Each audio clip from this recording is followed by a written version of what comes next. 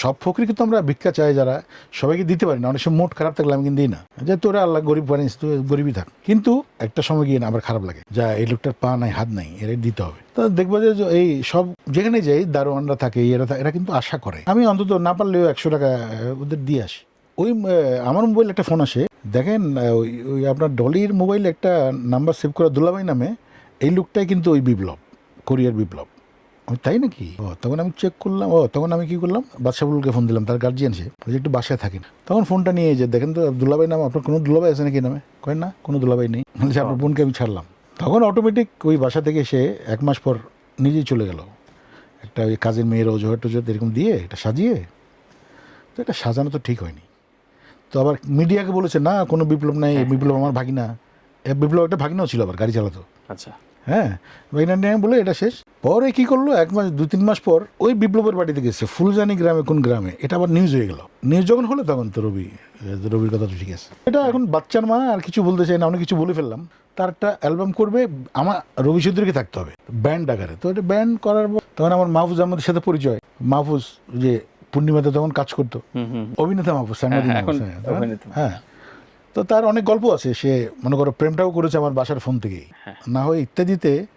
তুমি 1 কোটি টাকা নিয়ে একটা চেক নিয়ে যাবে যে আপনি ওকে একটু গাওয়ান, আমি নিশ্চিত গাওয়াবে না। এবং নতুন প্রজন্মের অনেকেই ভাবে আমি বললে হানিফ ভাই গাওয়াবে, তো আমি বলি যে ওরা বলছে গাইতে চায়, তখন উনি অন্যভাবে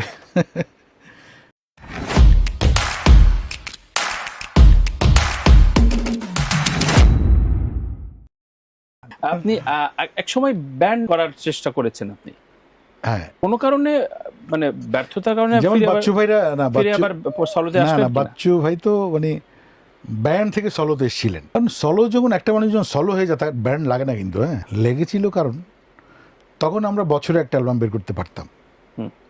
তখন কোম্পানি চাচ্ছিলেন যে আমি আরো কিছু করি, আমার আরো অ্যালবাম বের হোক। ব্যান্ড করছি কেন, ওই সলো তো একটা বেরোচ্ছেই, 94-এর কথা বলছি, তার একটা অ্যালবাম করবে, আমার রবি চৌধুরীকে থাকতে হবে ব্যান্ড আকারে। তো এটা ব্যান্ড করার পর তখন আমার মাহফুজ আহমদের সাথে পরিচয়। মাহফুজ যে পূর্ণিমাতে তখন কাজ করতো, সাংবাদিক মাহফুজ, অভিনেতা মাহফুজ, সাংবাদিক মাহফুজ। হ্যাঁ, তো তার অনেক গল্প আছে। সে মনে করো প্রেমটাও করেছে আমার বাসার ফোন থেকেই। ও আচ্ছা, আমার বাসায় টেলিফোন ছিল, তার ফোন ছিল না তার বাসায়। তো আমার যে ম্যানেজার ছিল, আমার কাজিন, ওর নাম মাহফুজ। আচ্ছা, তুমি একটু মাহফুজকে বলে দাও আমি যেন ফোনটা রাত্রি ইউজ করবো, মানে সারা রাত কথা বলবে আর কি। হ্যাঁ, তখন বলে দিয়েছি আমি, মাহফুজ আসলে তুমি, আমি হয়তো অন্যান্য কাজে ব্যস্ত থাকি। ও হিরো হওয়ার পরে ড্রেসটাও কিন্তু আমার কাছ থেকেই নিয়েছে, কয়েকটা ড্রেস নিয়েছে। হ্যাঁ, ব্লেজার পড়তাম না, নিয়েছে। তো মাহফুজ বললো যে তো ব্যান্ড করছো, তাহলে আমাকে রাখো ব্যান্ডের মধ্যে ম্যানেজার হিসেবে। আচ্ছা, কেন ছাড়া তো অন্য কাজ পারে না, জাস্ট ম্যানেজার হিসেবে। মাহফুজ আহমেদ, তখন ওই যে পলাশ, টিঙ্কু আর ইমাম, আমরা 5 জন মিলে এটাকে, একটা ব্যান্ডের নাম দিলাম সানডে, রাইট। হ্যাঁ, মানে একটা অ্যালবাম বের হোক। একটা অ্যালবাম বলতে বের হয়েছিল কি? হ্যাঁ, একটা অ্যালবাম একদম সারা ঢাকা শহরে পোস্টারিং করে মাঝে। এটা অন্য ব্যান্ডরা অনেক বোকা হয়ে গেছে, এটা আবার কোন ব্যান্ড আইলো, কোন ব্যান্ড? এবং ওদের সাথে পারফর্মও করেছি ব্যান্ড শোতে। আচ্ছা, গানটা ছিল মাহফুজের লেখা, আলী আকবর পশুর। কথা ছিল নিঃশ্বাসে মিশে থাকবে, মনে আছে, নিঃশ্বাসে মিশে থাকবে সে তুমি হৃদয় জুড়ে, না না কথা ছিল নিঃশ্বাসে মিশে থাকবে, মাহফুজের লেখা ছিল। তো সেই কারণে ওই ব্যান্ড একই বছরে ব্যান্ডও বের হলো, আবার সলো বের হলো, ওই কারণে ব্যান্ডটা করা। পরে আর এটা কন্টিনিউ আমরা করিনি।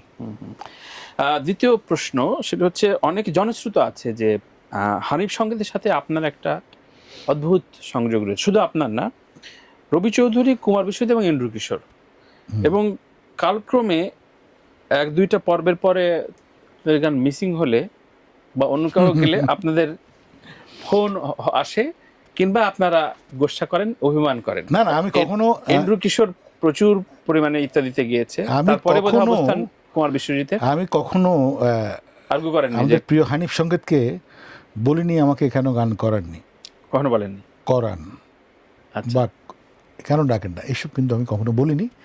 এটা তার কিছু পছন্দের মানুষ আছে, এবং উনি যাদের রেপুটেশন ভালো তাদেরকেই সবসময় ডাকেন, এবং তার পছন্দ অবশ্যই থাকতে হবে। আচ্ছা, এবং গ্রহণযোগ্যতাও থাকতে হবে। হ্যাঁ হ্যাঁ, না হয় ইত্যাদিতে না তুমি 1 কোটি টাকা নিয়ে একটা চেক নিয়ে যাবা যে আপনি ওকে একটু গাওয়ান, সম্ভব না। আমি নিশ্চিত গাওয়াবে না। এবং নতুন প্রজন্মের অনেকেই ভাবে আমি বললে হানিফ ভাই গাওয়াবে। তো আমি বলি যে ওরা বলছে গাইতে চায়, তখন উনি অন্যভাবে আমি তো জানি হানিফ ভাই কি জিনিস। রাইট রাইট, হানিফ সঙ্গে তো মনে নড়লি, এবং আজকে হানিফ ভাইয়ের একটি, উনি যখনই আমাকে গান গাওয়াতে ফোন করেন আমার জ্বর চলে আসে, জ্বর চলে আসে ভয়ে। আচ্ছা, যে টাইমিংটা, অস্থির, হ্যাঁ অস্থির আপনার। টাইম অস্থির মানে টাইম হ্যাঁ হ্যাঁ, আগে তো ভোরবেলায় ফোন করতো, ভোর মানে 6টা-5টার সময় ফোন করে 7টায় উঠাই দিত। আমি তো দুইবার আমি আমার ইত্যাদিতে গান লেখা হয়নি কেন, আমি তো তার আত্মীয়। হ্যাঁ, মানে ভোরবেলা যাইতে হবে, 4-5 দিন সিটিং দিতে হবে, এত সিরিয়াস সে, এবং সেজন্য সে এখনো ইত্যাদি এক হ্যাঁ, নম্বরে right. হানিফ সঙ্গীত। স্যালুট। তো স্যালুট অবশ্যই, তার দীর্ঘায়ু কামনা করছি, তার সুস্থতা কামনা করছি। এবং সো আপনি কখনো এবং সংগীতাকে না, বলেন? আমি একটা দাবি জানাচ্ছি সরকারের কাছে, স্বাধীনতা পদকটার জন্য জি, তিনি বেঁচে থাকতে 21 পদক পেয়েছেন, হ্যাঁ, তাকে দেওয়া হয়। বাহ, সুন্দর দাবি, এবং অবশ্যই এটা আমিও অ্যাপ্রিশিয়েট করি, আমিও দাবি রাখি আপনার সাথে। তৃতীয় প্রশ্নে যাই। আপনি এক সময়, আপনার যখন ক্রেজ এখনো রয়েছে কিন্তু তুঙ্গ স্পর্শে, যখন আপনি বৃহস্পতি তুঙ্গে, হ্যাঁ। বৃহস্পতি তুঙ্গে, তখন আপনার খানিকটা হলেও সাংবাদিকদের সাথে ভালো সম্পর্ক ছিল, খারাপ সম্পর্ক ছিল, একটু arrogant ছিল। একটা গ্রুপ ছিল আমাকে মানে নেগেটিভ কিছু লিখতেন, ম্যাক্সিমাম পজিটিভ। হ্যাঁ, ওগুলো, ওদেরকে আপনি কিভাবে ট্যাকেল দিতেন? স্টুডিওতে আসতো, একটু ডিস্টার্ব করতো, হ্যাঁ, এগুলো আমিও কিছুটা সাক্ষী দেখেছি, কিন্তু কিভাবে আপনি ওই সময় আপনার মানসিক স্ট্যাটাস কেমন ছিল? আমার একটু খারাপ লাগতো, কিন্তু ওরা আমার ক্ষতি করতে পারেনি আসলে, ওরা নিজেরাই ক্ষতিগ্রস্ত হয়েছে। হ্যাঁ, এটা তো জানে, ওরাও জানে। এখন তুমি যদি আমার ক্ষতি করো, তুমি বুঝবে যে আসলে আমি এই মানুষটার ক্ষতি করেছি। তুমি যখন আমার সাথে মিশবা, তখন তোমার নিজে গিল্টি ফিল হবে যে না, এই মানুষটার ক্ষতি করা আমার ঠিক হয়নি। তুমি যে ঠিক হয়নি এটা তুমি মনে করেছো, এটাতেই আমি হ্যাপি। একদম, খুব দামি কথা বললেন। চতুর্থ প্রশ্ন হচ্ছে, ডলি সন্তোষের সাথে আপনার সম্পর্কের যে ভাঙন এবং প্রেস মিট হচ্ছিল, তখন আসলে সত্যিকার অর্থে একটা গ্রুপ একটা সুযোগ নিয়েছে। হ্যাঁ, যে আপনার মানসিক স্ট্যাটাসটা সত্যিকার অর্থেই জানতে চাই, যে কোন বন্ধুটা আপনার কাছে ছিল, কার সাথে আপনি পরামর্শ নিতেন। থাকে শিল্পীদের একটা পর্যায়ে তো যায়। ওইটা বললাম যে বাচ্চু ভাই তো নিজেই বললেন, যখন ডিভোর্স হলো তখন বাচ্চু বললো যে বাঁচে গিয়েছ, মানে তুমি বেঁচে গেছো। তো সে নিশ্চয়ই আমার ভালো চেয়েছিলেন। আচ্ছা, কিন্তু মিডিয়ায় নানান রকম হ্যাঁ, নানান রকম খবর ছড়িয়েছে, শেষে তো প্রমাণিত হলো যে আসলেই রবি ঠিক ছিল। যাকে নিয়ে আমি অপবাদ দিয়েছিলাম, যার কারণে আমার সাথে সম্পর্কটা শেষ হলো, এর নাম ছিল বিপ্লব। কোরিয়াতে আমাদের ড্রাইভার ছিল। কোরিয়া যখন গিয়েছিলাম তখন আমাদের বাসাবির জামান সাক্ষী। একটা সময় যখন ওই বিপ্লবের, এটা বাদশা বুলবুল জানে, ওর নাম্বারে একটা মোবাইল, এটা যদি পার্সোনাল ব্যাপার আমি তাও শেয়ার করছি, দুলাভাই নামে একটা নাম্বার সেভ করা মোবাইলে, বারবার এই ফোনটা আসে। আমি যে পরে আমি একটা শোতে যাচ্ছি, তখন ওই আমার মোবাইলে একটা ফোন আসে, দেখেন ওই আপনার ডলির মোবাইলে একটা নাম্বার সেভ করা দুলাভাই নামে, এই লোকটাই কিন্তু ওই বিপ্লব, কোরিয়ার বিপ্লব। আমি তাই নাকি? আচ্ছা, তখন আমি চেক করলাম, তখন আমি কী করলাম, বাদশাবুলকে ফোন দিলাম, তার গার্জিয়ান সে, যে একটু বাসায় থাকেন। তখন ফোনটা নিয়ে যে দেখেন তো দুলাভাই নাম, আপনার কোনো দুলাভাই আছে নাকি নামে? কয়েন না, কোনো দুলাভাই নেই। দেখেন, আপনার বোনকে আমি ছাড়লাম। তখন অটোমেটিক ওই বাসা থেকে সে 1 মাস পর নিজেই চলে গেল, একটা ওই কাজের মেয়ের অজুহাত এরকম দিয়ে এটা সাজিয়ে। তো এটা সাজানো তো ঠিক হয়নি। তো আবার মিডিয়াকে বলেছে না, কোনো বিপ্লব নাই, বিপ্লব আমার ভাগিনা। বিপ্লব একটা ভাগিনাও ছিল, আবার গাড়ি চালাতো। আচ্ছা, হ্যাঁ, ভাগিনা নিয়ে বলে এটা শেষ। পরে কী করলো, 1 মাস 2-3 মাস পর ওই বিপ্লবের বাড়িতে গেছে, ফুলজানি গ্রামে, কোন গ্রামে, এটা আবার নিউজ হয়ে গেল। নিউজ যখন হলো তখন তো রবির কথা তো ঠিক আছে। এটা এখন বাচ্চার মা, আর কিছু বলতে চাই না, অনেক কিছু বলে ফেললাম। রাইট। না, তারপর অনেক কিছু শেয়ার করেন। আমার প্রশ্ন করেছিল ওই সময় আসলে আপনার মানসিক স্ট্যাটাসটা সত্যিকার অর্থে, এটা আমার ক্যারিয়ারে একটু ক্ষতি হয়েছে ওই সময়। হ্যাঁ, ক্ষতি হয়েছে একটু, মানে একটু ফেড আপ ছিলাম আমি। স্বাভাবিক, মানে আবারও গানে ফেরা বা স্টেজে রাখা। পঞ্চম প্রশ্ন একটু ক্লিয়ার করলাম, আমার ভালো লাগলো। Thank you. আপনি কার লাভার? মানে আমি যখন আজ থেকে প্রায় 2 যুগ আগে বোধহয় আপনার সাথে যখন দেখা সাক্ষাৎ হয় বনশ্রীতে, তখন ওই রকম গাড়ি মানে ছাদখোলা যে উঠে যায়, হুম। লাল গাড়ি ছিল বোধহয়। হুম। এরপরে বোধহয় এত গাড়ি চেঞ্জ হতে দেখছি আমার আপনি। 25টা মনে হয়, 25-30টা তো হবেই, আমি কয়টা চেঞ্জ মোট? করেছি। কয়- পো- 30টা গাড়ি, 30টা মতো গাড়ি হবে। তবে শেষের দিকে আমি একটু কম, এখন তো এখন হেরিয়ার চালাই আমি। হুম, হুম। তো আরেকটা জিপ ছিল, ওটা আমার বউ চালায়, বাচ্চার স্কুলের জন্য ইউজ করে, তো ওটা আমার বউ নিজে ড্রাইভ করে, ড্রাইভারও আছে। আচ্ছা, তো হেরিয়ারটা আমি 25-30টা চালাই এখন। তো এখন গাড়ি অবশ্যই, গাড়ি একটা, এটা তো একটা ঘর বাড়ি মনে করো, গাড়ি ছাড়া কোথাও মুভ করা যায় না আসলে। রবিদা, মনে আছে আমরা চিটাং থেকে এক মাঝ রাতে ফিরছিলাম, হ্যাঁ। আমরা একটা ছোট বিয়ের দাওয়াত টাত খেয়ে টিঙ্কু আমি আমরা সবাই হুম। ফিরছি। সারা রাত। টিঙ্কু ছেলেটা আসলে মানে এত লেজি, হ্যাঁ, কিন্তু এত গুণী একটা ছেলে, ও প্রচুর talent চাইলে নাম্বার 1 কম্পোজার হতে পারতো এই দেশে। হ্যাঁ, হ্যাঁ, হ্যাঁ, সম্ভাবনা ছিল, কিন্তু খুব সম্ভাবনা ছিল, কিন্তু ও কাজ করে না আমার মনে হয়। আমার মতো আরামপ্রিয় একটু মনে, এটা বেশি আরামপ্রিয়। বেশি আরামপ্রিয়। হ্যাঁ। আপনার সাথে গণমাধ্যমের সম্পর্কটা কিভাবে মূল্যায়ন করেন?